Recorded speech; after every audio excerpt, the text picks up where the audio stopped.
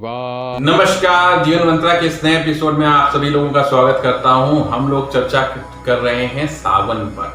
सावन में हम शिव को कैसे प्रसन्न करें, हम नित्य नई तरीके बता रहे हैं जो शास्त्रों में वर्णित हैं। आप उसको करें और लाभ लें, क्योंकि जितना आपका भला होगा उतना मुझे अच्छा लगेगा। इस वीडियो का करने का मकसद ही यही है कि आपको जीवन आपका सुचारू रूप से चले और आपकी मनोभिलषित कामनाएं पूर्ण हो।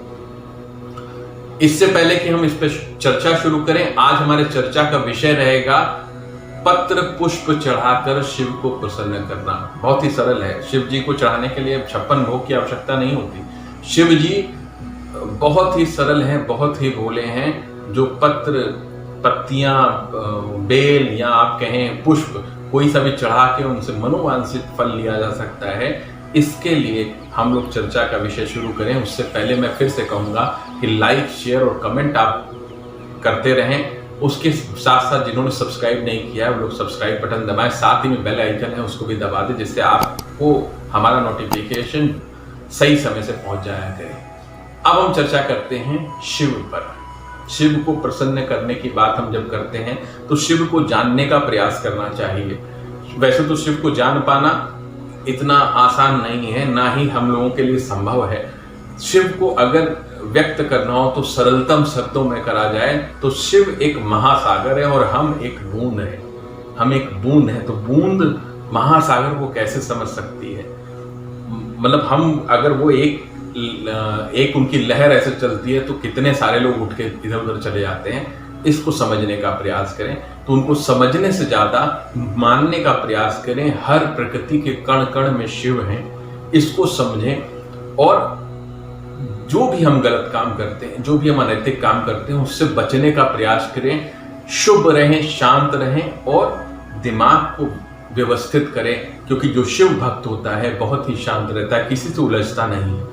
कभी भी आप देखेंगे जिसको ओरिजिनल शिव भक्त, ये नहीं कि कंठी माला पहन के शिव शिव शिव शिव ओम नमः शिवाय करने वाले को आप शिव भक्त समझे, आप स्वयं पहचान जाएंगे। वो सरल होगा, शांत होगा, किसी से भी नहीं उलझेगा। जब तक आप उससे बात नहीं करेंगे तब तक वो आपसे बात भी नहीं करेगा।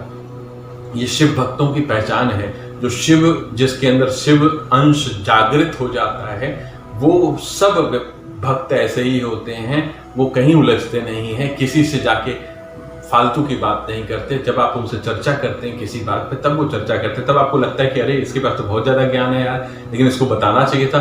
लेकिन वो बताएगा नहीं आपको, क्योंकि जब तक आप चर्चा नहीं करेंगे, शिव तत्व वही है। शिव तत्व एकदम समाधि लगा के एकदम शांति से बैठे रहते हैं। जब सारे ब्रह्मांड पे, सभी लोगों पे समस्याएं आती, सारे देवी देवता उनके पास पहुंचते हैं, तब वो अपनी सलाह देते हैं, स्वयं सलाह नहीं देते।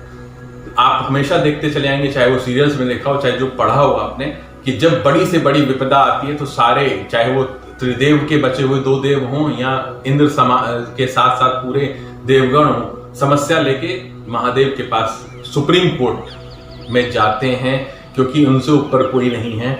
ये सारी चीजों के करता है और हरता है, इसका ध्यान रखना है। सभी को विनाश करते हैं, सभी को बनाते हैं और सभी को मुंह मांगा चीजें देते हैं। इसलिए इनको दिल से, मन से, भाव से जागृत होकर इनकी पूजा करनी चाहिए। आज हम चर्चा करने जा रहे हैं कैसे इनको प्रसन्न करें। तो आपने तमाम जगह पे पढ़ा होगा कि भाई 108 बेलपत्र चढ़ा दो या 1008 बेलपत्र चढ़ा दो या 1 करोड़ इतने बेलपत्र चढ़ा दो तो ये हो जाता है, ये हो जाता है। ये सुन के, पढ़ के आपको थोड़ा अजीब लगता होगा कि ऐसा कैसे हो सकता है, ऐसा हो सकता है। लेकिन फिर से मैं बात करूंगा, मैं वो तरीका बताऊंगा कैसे हो सकता है। वो ये सिस्टम नहीं कि आपको 1008 पत्ती चढ़ानी है तो आपने माली को फोन किया, इधर आओ माली 1008 पत्ती अखंडित हमें चाहिए, कितना पैसा लोगे? ऐसे नहीं चलेगा। आपको अपने मोबाइल को करना होगा स्विच ऑफ, बेल के पेड़ के पास जाना होगा। 1008 छोड़िए, आप 108 तोड़िए और एक एक पत्ती साफ सुथरी खुद देखिए, चयन कीजिए और ओम नमः शिवाय बोल के उसे तोड़िए।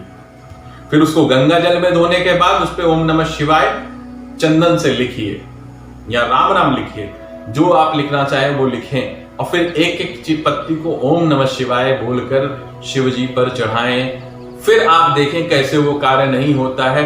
आपके भाव चाहिए, आपका लगाव चाहिए, आप पूरी डेडिकेटेड वे में आप वहां पे शिव जी के लिए आप समय नहीं देंगे तो शिव जी आपके लिए कौन सा समय देने के लिए तैयार बैठे हैं। भाई आप ये समझिए कि एक महान सागर जिसकी बात अभी मैं कर रहा था, वो एक बूंद के लिए कार्य क्यों करेगा? तो उस बूंद को उस सागर के लिए काम करना पड़ेगा, तो सागर स्वयं उसके साथ चलेगा। आप भक्ति भाव में एक पहला नियम यह है कि आप शिव की तरफ एक कदम बढ़ाएंगे, शिव आपकी तरफ 2 कदम बढ़ाएंगे, लेकिन वो एक कदम आपको बढ़ाना है और पूरे भाव के साथ बढ़ाना है, इसका ध्यान रखना है। तो हमें ये बाजारवाद से बाहर आना है। हमें ये नहीं कि हम बेलपत्र तोड़ रहे हैं, उसी समय फोन आ गया तो हम उसको कुछ भी बात कर रहे हैं, ऐसा नहीं। आपको डिवोशन और डेडिकेशन के साथ एक एक बेलपत्र को चुनना है, उसको गंगा जल में धोना है और उस पे राम राम या ओम नमः शिवाय लिख के फिर ओम नमः शिवाय का मानसिक उच्चारण करते। ये इस प्रक्रिया में 108 पत्र तोड़ने में भी 4 से 5 घंटे आपको लग जाएंगे ये पूरी प्रक्रिया करने में। ये 5 घंटे का डिवोशन और डेडिकेशन दे के देखिए, फिर देखिए जो आप चाहते हैं वो होता है या नहीं होता है। कमेंट बॉक्स में लिखिएगा जरूर। अब हम चर्चा करने जा रहे हैं कि और क्या क्या चीजें शिव को चढ़ाई जा सकती हैं। इसी प्रकार जो प्रकार मैंने बताया कि डिवोशन और डेडिकेशन के साथ आपको स्वयं तोड़ना है, दूर्बा चढ़ाने से आपका वंश वृद्धि होती है, प्लस आपके आयु में वृद्धि होती है। आप कमल पुष्प चढ़ाते हैं, कमल पुष्प भी आप चढ़ाने को 11 भी चढ़ा सकते हैं, 108 भी चढ़ा सकते हैं, हजारों लाखों तक का वर्णन हमारे शास्त्रों में, क्योंकि आज की डेट में प्रकृति से हम बहुत दूर हैं और समस्या यह है कि हमारी आबादी इतनी बड़ी हुई है कि इतने कमल पुष्प मिलेंगे ही नहीं। तो आप जितना प्राप्त कर सकते हैं वो कमल पुष्प चढ़ाने से आपके शत्रुओं का उच्चाटन होता है। अगर आप वाहन प्राप्ति करना चाहते हैं तो चमेली के पुष्प, हम अभी 108 पे ही बात कर रहे हैं कि 108 पीसेस स्वयं तोड़कर भगवान शिव को अर्पण करना है। बेलपत्र तो राम नाम लिखना है। सारे पुष्पों को भी गंगा जल से धो के उनको ओम नमः शिवाय बोल के ही चढ़ाना है। इसके साथ साथ अगर आप धतूरा चढ़ाते हैं, धतूरे से आपके संतान प्राप्ति मतलब पुत्र संतान अगर आप चाहते हैं तो धतूरे 108 पीस चढ़ाएं। सेम उसी तरीके से वही प्रक्रिया, स्वयं तोड़ेंगे, स्वयं चढ़ाएंगे। ओम नमः शिवाय का मन में उच्चारण रहेगा। प्रसिद्धि प्राप्त करना चाहते हैं तो श्वेतार्क के पुष्प, हम सिर्फ 108 की बात कर रहे हैं, सिर्फ 108 की, क्योंकि हमारे शास्त्रों में हजारों हजार की संख्या लिखी है। आप सिर्फ 108 चढ़ाएं। और आप प्रसिद्धि प्राप्त करना चाहते हैं तो श्वेतार्क के पुष्प श्वेत कलर के होते हैं, उसको चढ़ाएं। आप अपार धन संपत्ति चाहते हैं तो बेलपत्र के साथ साथ कमल पुष्प और शंख पुष्पी को भी चढ़ाएं। शंख पुष्पी के पुष्प होते हैं, उसको चढ़ाने से भी अत्यंत लाभ होता है। हर श्रृंगार से आपको ख्याति मिलेगी, हर श्रृंगार से आपकी चीजों में वृद्धि होगी, आपके नेम फेम मनी में वृद्धि होगी। हर श्रृंगार के पुष्प 108 पीस। ये किसी भी शिव वास में, क्योंकि आज हम जो बात कर रहे हैं ये हम सारे पुष्पों का नाम बता रहे हैं, कई इस सावन में नहीं मिलते हैं, तो ये पूरे जब भी ये उगते हैं उस समय भी आप सोमवार को चढ़ा सकते हैं। प्रदोष आता है, प्रदोष काल में आप इसको चढ़ा सकते हैं, तो ये कभी भी करा जा सकता है। आपको शत्रु बहुत पीड़ा दे रहा है तो आप सरसों के पुष्प होते हैं, ये शिवरात्रि के समय काफी दिखते हैं, उस समय इसको तोड़ के आप चढ़ाएं। आप चाहते हैं कि आपके ऊपर कोई तंत्र मंत्र का प्रभाव ना रहे तो काले धतूरे का पुष्प होता है। धतूरे 2 प्रकार के होते हैं, एक श्वेत होता है, एक श्याम होता है। तो काले धतूरे का पुष्प 108 अगर आप चढ़ाते हैं, आप 108 नहीं मिल पा रहा, जितना मिल पाए, क्योंकि ये वृक्ष जो है वो दुर्लभ है, जल्दी मिलता नहीं है। जहां पे मिलता है, जो भी मिल रहा है, तो उसको आप पूरे भक्ति भाव के साथ स्वयं तोड़ के लाएं और उसको चढ़ाने का प्रयास करें। तो इससे तंत्र मंत्र या काली शक्तियों के प्रभाव से आप बचते हैं।